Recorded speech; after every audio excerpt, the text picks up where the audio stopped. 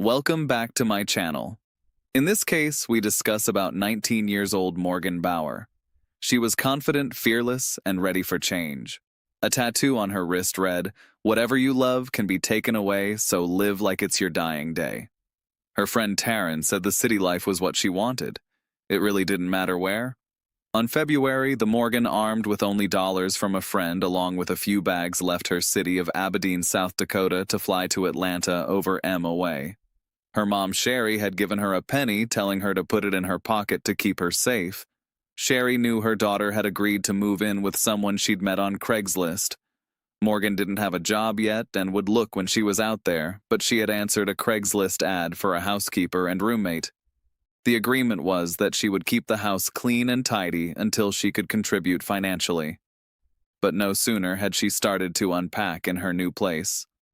Her plans were going wrong. After just a day, she found her belongings on the street outside after being kicked out for reasons known only as an argument. She checked into a motel adamant she would not be returning to Aberdeen. It had only been a day, and she was going to stick things out and make it work. She was waiting for a tax return to come through, so hopefully, after this hit her account, she would be set for a while.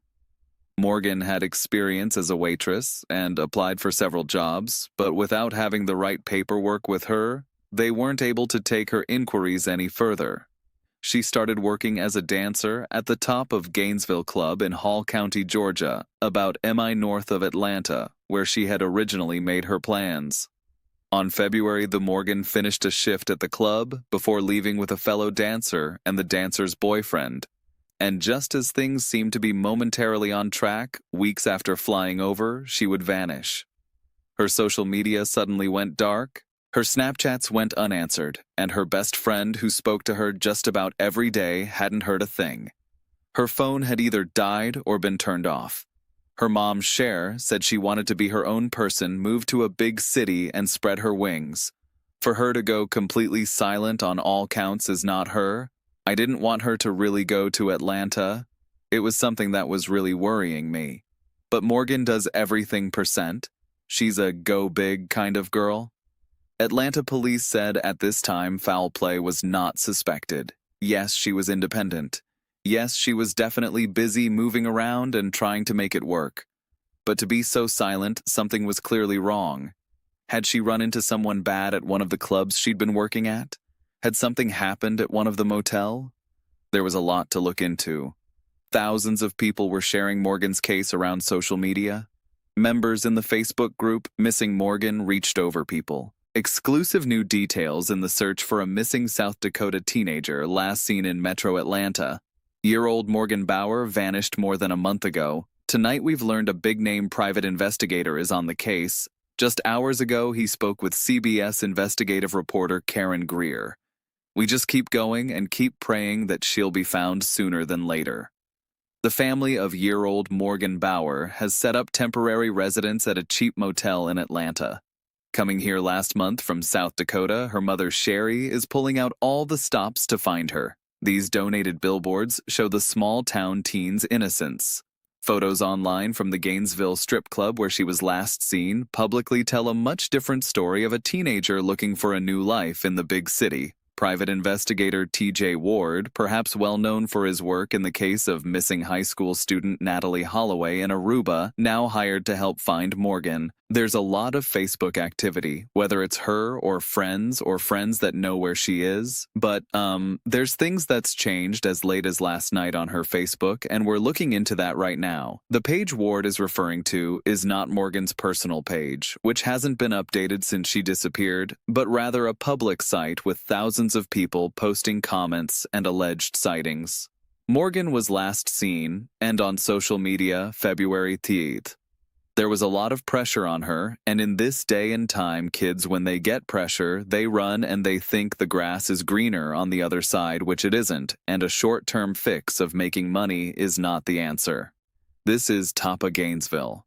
She came to work here that night and left and has not been heard from since that same night. The latest Facebook posts have sightings of Morgan in the Canton and Woodstock area. Ward is checking into it and adds nothing can be assumed. This is a serious criminal investigation, and the City of Atlanta Homicide Unit is responsible for this. And these people online need to be very serious about what's going on. This is not a joke. Ward says social media may be a blessing or curse in this case. With so many postings and so many people claiming to have seen Morgan, it keeps them busy, but they have to check into every lead because you never know which one will help them solve this case. As with everything online, with the good comes the bad, the rumors and the nasty comments. Cher had to remind everyone to be kind, saying, "This isn't a story about a girl who was asking for it or who should have known better. This is about a girl who is missing and needs to come home safely. It doesn't matter. She's worth everything and is so loved. We want the focus to just be about Morgan and finding her." From everything the police knew, February was the critical day. Further deep dives into her phone data and social media showed that her phone had last pinged in Porterdale, almost miles away from the top of Gainesville Club.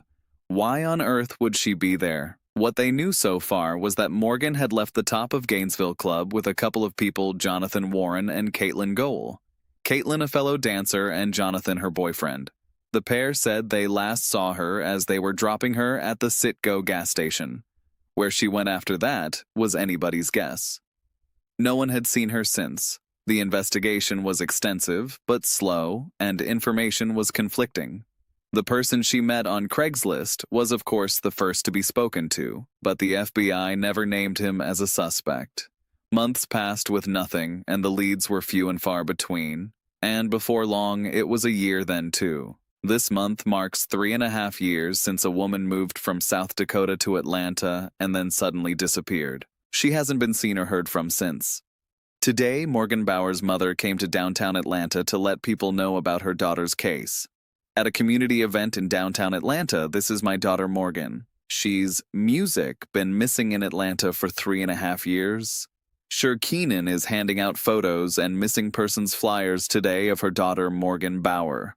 There isn't a lot of information out there. Morgan is a cold case, but an active cold case with the Atlanta Police Department. Keenan remains hopeful her daughter is somewhere in town or elsewhere and is safe. We hope that somehow she sees this on the news and she knows that we're still searching for her and will never stop looking." Atlanta police still have Bauer's case listed online, but new leads are needed. Morgan is described as having her ears gauged, lips pierced twice, and has several tattoos. Keenan says a $1 reward is being offered in her daughter's case. Anybody who knows anything or have seen anything, please just reach out. It just takes one moment. In downtown Atlanta, I'm Joe Hankey, Alive News. It was now years since anyone had heard from Morgan, and something was about to change the course of the investigation. Before now, police believe that Morgan went missing 7 years ago tomorrow on February 3rd. But our Alive investigators have discovered a discrepancy that could shift that timeline. On February 3rd, Morgan posted a video to social media from a park in Portowala, Yellow River Park. A video that had only just come to light. For years, everyone believed Morgan had disappeared on February 3rd. This discovery shifted the timeline entirely. After carefully analyzing the Instagram video, they determined that a man was following behind her. But who it was not certain. This, along with where her phone last pinged, did point them back to 2 people already interviewed. The only solid lead they had had this whole time was who she had definitely left the club with that night, Jonathan Warren and Caitlin Goel. Here's what Jonathan and Caitlin had claimed and maintained. They left the club with Morgan for some reason, drove her MI away to Coington, dropped her at a Citgo gas station, and that was the last they saw her. They also later told investigators they watched her getting into a green Mitsubishi Eclipse with an unknown male. But here was the problem. Authorities now knew that Morgan's phone had last pinged in Porterdale, Georgia, only miles from Covington and right where Jonathan used to live. Morgan posted the Instagram video from the Yellow River Park in Portale on February 5th, less than a mile from his house. This directly contradicted their story that they had left her at a Citgo in Coington. Investigators now believed it was possible they had left the club together, drove to Porterdale, and ended up at Jonathan's house. So even though he was now long gone and in Los Angeles, that house had to be searched. Jonathan and Caitlin had been persons of interest since the start, but with the new phone evidence, police can now get a search warrant and really pin them down on both their timeline and their story. Music. So years after Morgan went missing, the FBI were there and searching. Michael Anthony Walden with the Portal Police Department. Today, we've executed a search warrant, currently executing search warrant. It's part of an ongoing investigation into missing person Morgan Bauer at number 2 South Broad Street. So far, the search has located items of evidentiary interest. July the forensics teams were all over every inch of the home and surrounding area. The property would take a while to search as it was vast with a lot of land around it. And as the property had changed hands, the new owners had no idea what was going on until the FBI showed up. Music. We don't know if it's Morgan or if it's something else that they recovered. They're not really sharing that information publicly. And of course, Morgan is still considered a missing person. Morgan's mother, Sherry, says authorities have kept her in the loop as much as they can. They've made it very comfortable for me to be able to feel very much a part of what's happening. Even though there's not a lot of information that they can give me, they've been very inclusive. And within the whirlwind of emotions that came from yesterday's breakthrough is sympathy for the owners of the property who authorities say have been cooperative. My heart just goes out to that family, and they must be going through a lot, also, and it must be very upsetting for them. And so my heart just goes out to everyone involved at this point after 7 years. I feel like in my heart, I already kind of know if I found something, I'm going to do what I said I would. I'm going to go to Atlanta, and I'm going to bring my daughter home. For years, Sher had handed out flyers, organized vigils, and spoke to anyone who would listen. I'm not ready to say goodbye until she's found, she said. But sadly, it would be here that Morgan's missing persons case would become a murder investigation. Her bones were found on the property. Breaking news at We just learned 2 people arrested in connection to a Metro Atlanta cold case from Music years ago. Well, Tori, we've been reporting on this since a little over a week ago, and this is a major break in a case that her loved ones feared was cold. A few weeks later, 2 people were under arrest. Year-old Jonathan Alexander Warren, who was found in Los Angeles, and his girlfriend. Year-old Caitlin Goel, who was arrested in Illinois. Both were held without any chance of bail. Caitlin admitted to being at the house, but said she had walked in to find Morgan's body in a bedroom. She said she was cold and not breathing. In August, Jonathan was charged with malice murder, aggravated assault concealing a death, and tampering with evidence. Calm faced charges of concealing a death and tampering with evidence. Last night, we first reported that the 2 suspects in the disappearance of Morgan Bauer are facing new charges in that investigation. Jonathan Warren and Caitlin Goel are both facing murder and aggravated assault charges. Dakota. However, after many more interviews and a grand jury indictment months later, both were upgraded to face the full murder charges. Jonathan now had another charge of necrophilia, and Caitlin was charged with malice murder, felony murder, aggravated assault, tampering with evidence, and concealing the death of another. Prosecutors said they did not believe Caitlin's account about just finding her dead. After his arrest, Jonathan told investigators that Caitlin had an interest in forensic pathology and had wanted to kill someone to cut up a body. A quiet river. I just can't even believe I'm saying years.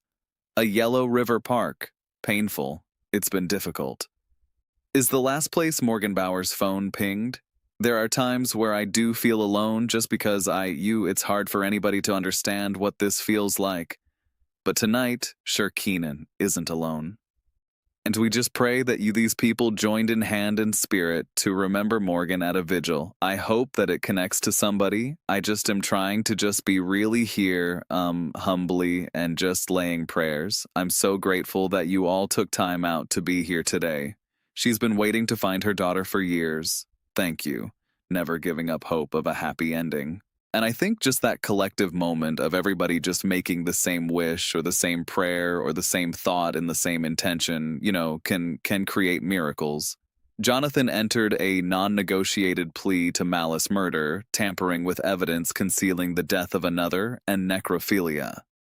As part of the plea, the felony murder charge and the aggravated assault charge were both dismissed. Prosecutors laid out some distressing details, stating that Morgan was strangled before being dismembered and burned. Jonathan allegedly sexually assaulted her dismembered body for several days. Prosecutors said Jonathan claimed during interviews that he and Caitlin ate parts of her remains, allegations that were not independently verified and were not part of his guilty plea. Prosecutors wanted to show social media evidence, including TikTok videos where Caitlin allegedly discussed her fascination with serial killers and the occult, and another graphic video of her. Some sources have stated that in this video she was holding what appeared to be a severed head, but the actual contents of the video have not been shown or shared. The state also wanted to introduce social media posts made by Caitlin, writings and notes from the defendant, and testimony from the co-defendant Jonathan about Caitlin's alleged occult practices and interest in death-related topics. Jonathan was expected to testify about conversation and behaviors that he witnessed. The prosecutors said demonstrated Caitlin's fascination with violence and death. The judge did not immediately rule on whether the evidence would be allowed at trial, so this remains up in the air. As said before, Jonathan entered a non-negotiated plea, asking to be sentenced to life with the possibility of parole down the line. But given the sinister and depraved facts of the case, Jonathan Alexander Warren was sentenced to life without the possibility of parole after pleading guilty to his part in the disappearance of year-old Morgan Bauer. He was sentenced to life in prison without the possibility of parole.